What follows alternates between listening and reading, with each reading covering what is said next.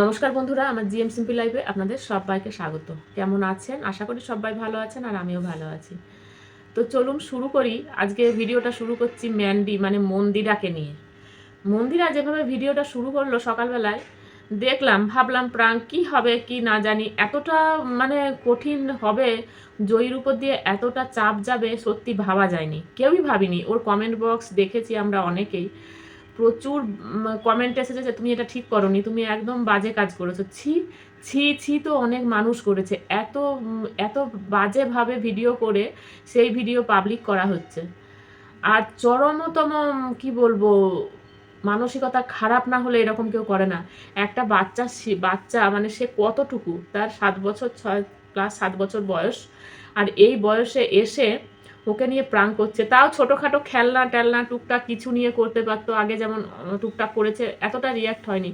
আবার এইভাবে ভিডিও করার পরে বলছে কি না, দুজনেই বসে পড়লো, সোমনাথ তোমাকেও বলছি, তুমিও কেমন বসে গেলে। আচ্ছা, কোনো বাবা ওই রকমভাবে বাচ্চাকে কাঁদাতে পারে? বাচ্চা আবার তার সাথে বলবো পুত্র সন্তান নয়, কন্যা সন্তান। কন্যা সন্তানকে বাবারা একটু বেশি ভালোবাসে, আর পুত্র সন্তানকে মায়েরা একটু বেশি ভালোবাসে।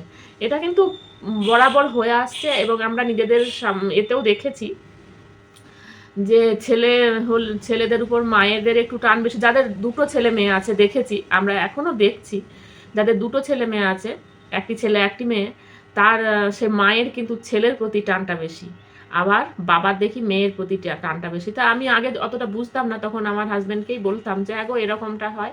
বলছে না, এটাই হয়, এরকমটাই হয়, মানে মায়েদের ছেলেদের উপর টান হয়, আর ছেলেদেরও মায়েদের উপর টান হয়, এটাই স্বাভাবিক। এটা এটা হয়ে থাকে, এটা সায়েন্টিফিক একটা মানে আছে, ওটা আমি এখন আর বোঝাতে পারবো না, ওটা মাথার থেকে আমার বেরিয়ে গিয়েছে, কিন্তু এটাই স্বাভাবিক। তো সেইখানে সোমনাথ এইভাবে জয়ীকে কাঁদতে দেখে আবার জিভ কাটছে, চোখ এরকম করছে, আমি তো অবাক হয়ে গেলাম। সবাই দেখছে, আর ওটা তো সত্যি নকল কান্না ছিল না, ওটা তো সত্যি কান্না ছিল।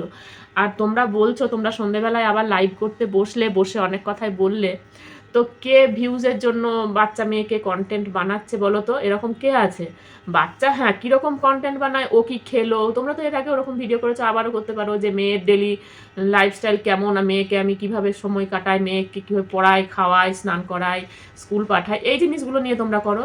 মেয়েকে নিয়ে প্রাঙ্ক, এগুলো ভাবা যায়? এই ধরনের ভিডিও চোখে দেখতেও কষ্ট লাগে। আর এটা আমি শুনেছি, আমার প্রতিবেশী, ওরা এখন অনেক বিদেশেই সেটেল, তো ওর মা বাবা এদেশে আছে, তো বলেছিল, শুনেছিলাম যে ওই দেশে নাকি বাচ্চার যদি কান্নার আওয়াজ কোনো রকম কেউ শুনতে পায়, বা বাচ্চার উপর কোনো রকম চাপ সৃষ্টি বা বকাবকি বা শাসন, এইসব শাসন করবে ঠিকই, কিন্তু ওই কান্নাকাটির আওয়াজ মোটেই ওই বাইরে কিন্তু কেউ মেনে নেবে না।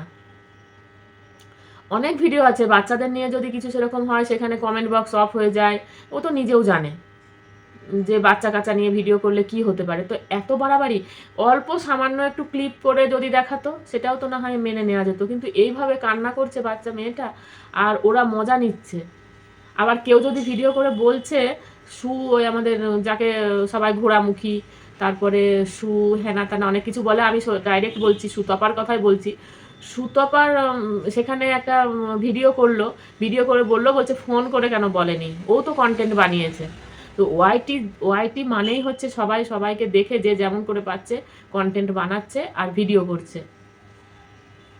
তো যে কথাগুলো বলেছে, আমি কিন্তু খারাপ দেখলাম না কিছু, ও বলছিল সত্যি, আমারও ও যখন ওরকম করছিল না, যে রেগে গিয়ে বলছিল চর চর মারতে মন যাচ্ছে তোকে, এইসব, মানে আমাদেরও রাগ হচ্ছিল যখন ভিডিওটা ওরকম করছে না, দিয়ে আমি তো কতগুলো হাসি, ও যখন মানে একেবারে এমনি করে হাসছে ক্যামেরার সামনে, যে ভিডিও হলো এরকমভাবে, আমার এত রাগ লাগছিল, তখন নিজেই বিড়বিড় করে বলছিলাম যে দাঁত বের করে হাসতে লজ্জা লাগছে না?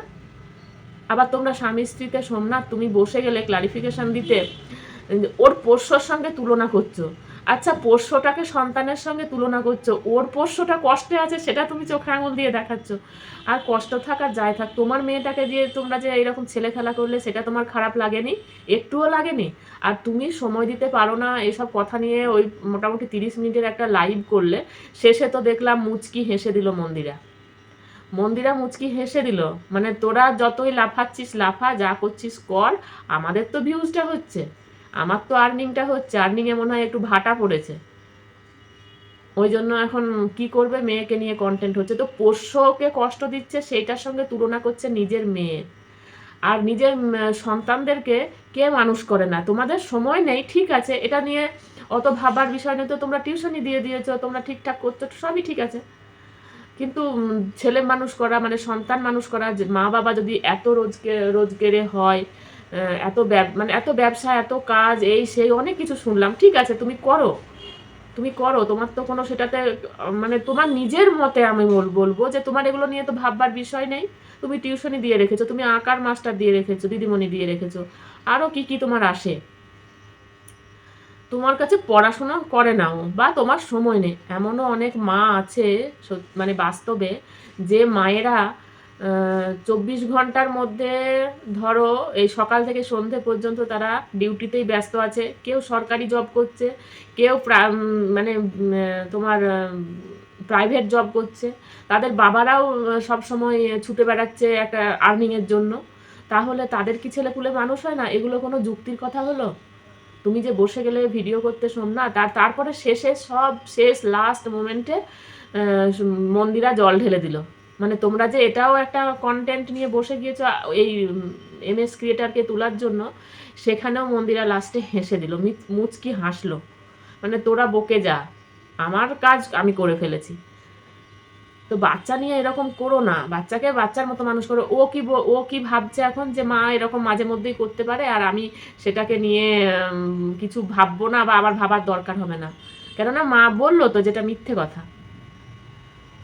বাচ্চাকে নিয়ে এগুলো করা ঠিক না। আর এটা সত্যি কথা যে বাচ্চার মনে না এটা চাপ পড়ে। তোমরা যে বারবার ওটাকে নিয়ে ছেলেখেলা করছো, তোমরা ভাবছো যে বাচ্চার মনে কিছুই চাপ পড়বে না, যা খুশি তাই আমরা করব, ভিডিওর কন্টেন্ট বানাবো, তো বাচ্চার মনে কোনো চাপই পড়বে না। তো এরকমভাবে বাচ্চাকে নিয়ে হাসির মজাক করো না, এটা না ওর মনে একদম গাঁথা থাকবে। হ্যাঁ, আর একটা কথা বললে যে যদি ওকে সত্যিই আমাদের দিতে হয়, তাহলে দিতে হয়, ঠিক আছে, তুমি সেভাবে তাকে মোটিভেট করো, তুমি সেভাবে তাকে মোটিভেট করো যে না বাবু, আমরা এখানে এইভাবে তোকে রাখতে পারছি না সোনা, তুই এবার আস্তে আস্তে ওখানে থাকবি, দেখবি অনেক বন্ধু বান্ধব থাকবে, তোর বন্ধু হবে, তুই তুই কি যা ফোনে যা বলবি এই খাবারটা বা এই জিনিসটা আমরা নিয়ে যাব, দেখা করতে যাব, তোরা মানে তোমাদের উচিত ছিল কি, যদি সিরিয়াসলি ব্যাপারটা, তোমরা তো সিরিয়াস করোনি, আবার বললে হ্যাঁ বাচ্চাকে তো পাঠাতে পারি বা পাঠানো দরকার হতে পারে, হ্যাঁ দরকার হতেই পারে, তো তোমরা সেভাবে তাকে বুঝিয়ে গুছিয়ে মানিয়ে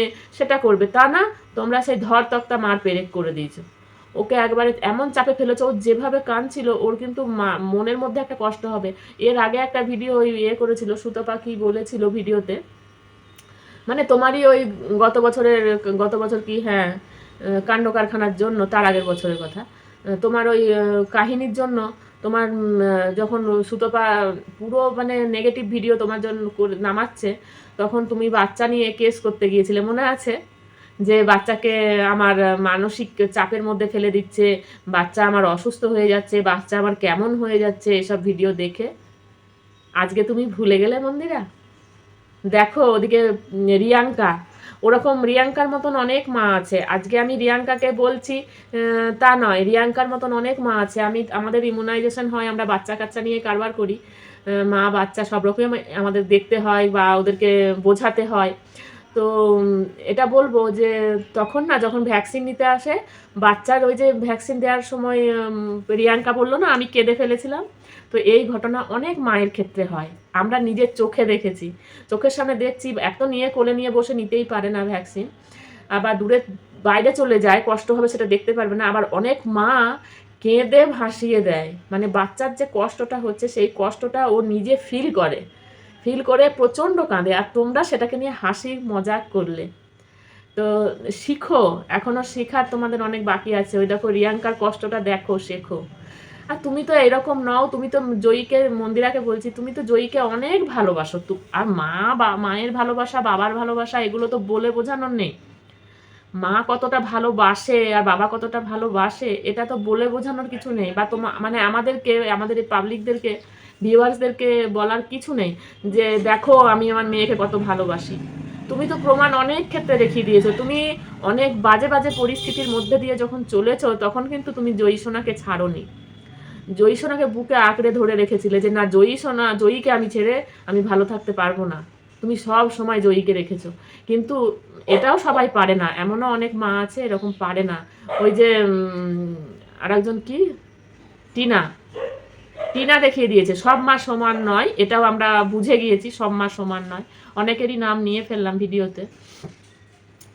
ও ওর বাচ্চাকে ছেড়ে কেমন করে চলে গিয়েছে, কতটা মানে কি বলবো, সাংঘাতিক, কত ডেঞ্জারাস মা হলে এরকম হয়। হ্যাঁ, এরকম আমরা সমাজে অনেক দেখি, অনেক বাচ্চাকে ছেড়ে, অনেক মানে ছেলে মেয়ে বা দুটো আছে এমনও তাদেরকে ছেড়ে চলে গিয়েছে অন্য জায়গায়, এরকম ঘটনা অনেক দেখেছি, আজও দেখছি। কিন্তু তুমি তাদের থেকে অনেকটাই আলাদা। হ্যাঁ, যার সবসময় যে তার নেগেটিভ দিকটাই দেখছি বা দেখবো বা বলবো এটা নয়, তার পজিটিভ দিকও আছে যেটা তুলে ধরার ক্ষমতা আছে আমার। তুমি সেরকম মা নও যে তুমি তোমার জয়ী সোনাকে একদম অবহেলায় মানুষ করছো, যথেষ্ট তাকে তার গুরুত্ব দিয়ে তাকে ভালোবেসে মায়ের যতটা করণীয় তুমি সেটাই করছো। কিন্তু কি বলতো, ওই বোকার মতন কাজটা কালকে করলে, আর প্রচণ্ড পরিমাণে বাজে কমেন্ট যেগুলো তোমাকে দেখতে হলো, আর তুমি চলে এলে করতে ক্লারিফিকেশান দিতে অন্যটার থেকে লাইভ করে। তো এটাও কিন্তু আমার মনে হয় তুমি ঠিক করোনি। আর শেষে আবার মুচকি হেসেও দিলে। তো এই মুচকি হাসির পিছনে জানি না তোমার কি আছে। আজকে আবার কি ভিডিও দিয়েছে, খাসির মাংস, হাঁসের মাংস, কি ভালোবাসার মানুষগুলো তার আসল রূপ দেখিয়ে দিল। 3 দিনের ভিডিও একসাথে দিলাম। ও আচ্ছা, ঠিক আছে, ভালো করেছো, ভালোবাসার মানুষ দেখিয়ে দিয়েছে, সবটাই ঠিক আছে। কিন্তু তুমি যে কাজটা করেছো মন্দিরা, দেখবো তোমার ভিডিও আমার দেখা হয়নি, সময় পাইনি, সকাল থেকে অনেকগুলো কাজ করছিলাম, সেই কাজের জন্য ব্যস্ত ছিলাম। তো তোমার কষ্ট হয়েছে, সবাই তোমাকে যাচ্ছে তাই করে বলেছে, তো সেই জন্য তোমার কষ্ট হয়েছে, ঠিক আছে। দেখেছো ভিডিওটা, চার্জে দিয়েছি, সুইচই দিইনি। যাই হোক, মাথার মধ্যে ঘুরছে যে কাল থেকেই ভাবছি ভিডিও করব, কিন্তু কালকে শরীরটা প্রচণ্ড খারাপ ছিল, সেই জন্য ভিডিও করতে পারিনি। তো এই আর কি, আজকের ভিডিও এই পর্যন্তই। ঠিক করোনি মন্দিরা, তুমি, তোমাকে ভালোভাবেই বলছি, তুমি এরকম কাজ আর কখনো করো না। হ্যাঁ, ছোটোখাটো জিনিস নিয়ে করো, ওইভাবে কাঁদিও না মেয়েটাকে। আর কান্নাকাটি অল্প সামান্য একটু দেখাতে পারতে, সেটাকে তুমি টেনে অনেকক্ষণ দেখিয়েছো। আর যেটা দেখিয়েছো সেটা দেখে ভিউয়ার্সরা সহ্য করতে পারছিল না, সত্যিই চোখে জল চলে এসেছিল। একটা জিনিস জানো তো, যখন মেয়ের বিয়ে হয়, যখন মেয়ে বিদায় হয়, শ্বশুরবাড়ি চলে যায়, তখন সেই যে মুহূর্তে মানে চলে যাওয়ার ব্যাপারটা হয়, তুমি সেটা বুঝবে না, তুমি সেটা মধ্যে পড়োনি, বলতে খারাপ লাগছে।